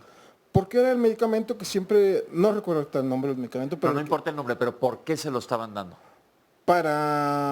Mire, la cirugía de por sí tardó pero a ver, ahí te va, pero es que es bien importante este punto. ¿Por qué le daban un medicamento? Se supone que era un medicamento que inhibía los síntomas o el crecimiento de la próstata. Exacto. Entonces se lo estaban dando para evitar que creciera la próstata. Que creciera más y que pudiera mantenerse. Era un medicamento que le estaba ayudando en lo que lo programaba una cirugía que también tardó bastante tiempo. Entonces, ya que una vez, después de que pasó el año, le detectaron el cáncer en el tejido que ellos conservaron, ya el doctor nos dijo después que este medicamento, porque No se lo habían detectado porque en los análisis no aparecía un antígeno muy elevado. A mi papá, ya después de que un día fuimos a preguntar por el tejido, porque pues, nosotros pensábamos que ese tejido se desechaba, ya no sabíamos nada de él, ¿no? Pero fuimos a preguntar, los de, ¿cómo se llama? Patología, pues hasta se quedaron, ups, ¿no? Sorprendidos. Dijeron, ay, perdón, no, se nos había olvidado mandar este reporte, ¿no? Ya cuando fuimos a ver al urólogo, pues bastante preocupados, nos dijo que el medicamento que estaba tomando lo estaba ayudando a mantener los niveles de hormonas bajos. Y como, lo que nos acabas de comentar, exacto. ¿Cómo está tu papá ahora? Mi papá está bien, dentro de lo que cabe. Estuvo usando la sonda mucho tiempo, entonces tiene un problema de incontinencia. Y nos dicen que el cáncer ahorita no está avanzando, que recomiendan que, porque podría hacerse una cirugía. Vamos a ser más específico. ¿Tienes alguna pregunta directa para el urólogo? Bueno, sí, ¿Cuál? Nos preocupa un poco que en el hospital nos dicen que no recomiendan una cirugía mayor para remover todo lo que queda de próstata. Ajá. Porque si Pero ¿cuál es tu pregunta? Aprovechemos el tiempo que estamos ahorita aquí en la tele. ¿Qué le quieres preguntar al doctor? Pues yo quisiera saber si es correcta es correcto todo lo que hemos estado viendo. Si tenemos alguna preocupación, si tenemos de qué preocuparnos todavía o qué podemos hacer al respecto. Vamos a hacer una cosa ahorita al final del programa, le preguntas porque tenemos el tiempo muy reducido, pero lo importante aquí es, ¿te checaste tú? Sí, ya. ¿Ok? Porque tú tienes un factor de riesgo mayor. Exacto. Sí. Entonces es bien importante, lo comentó el doctor, fue muy claro que en cáncer de próstata, cuando hay antecedentes de primer grado, como fue tu papá, es importante que te cheques. Llama muchísimo la atención eso que se hayan tardado un año en patología en dar el diagnóstico, pero bueno que esté en tratamiento tu papá y tú no te debes de dejar de checar nunca y si tienes hermanos. Sí. Vamos, se nos está yendo el tiempo, pero tenemos una cápsula más de otra afección, otra enfermedad que es también muy común en hombres, que es la enfermedad vascular cerebral. Vamos a verla.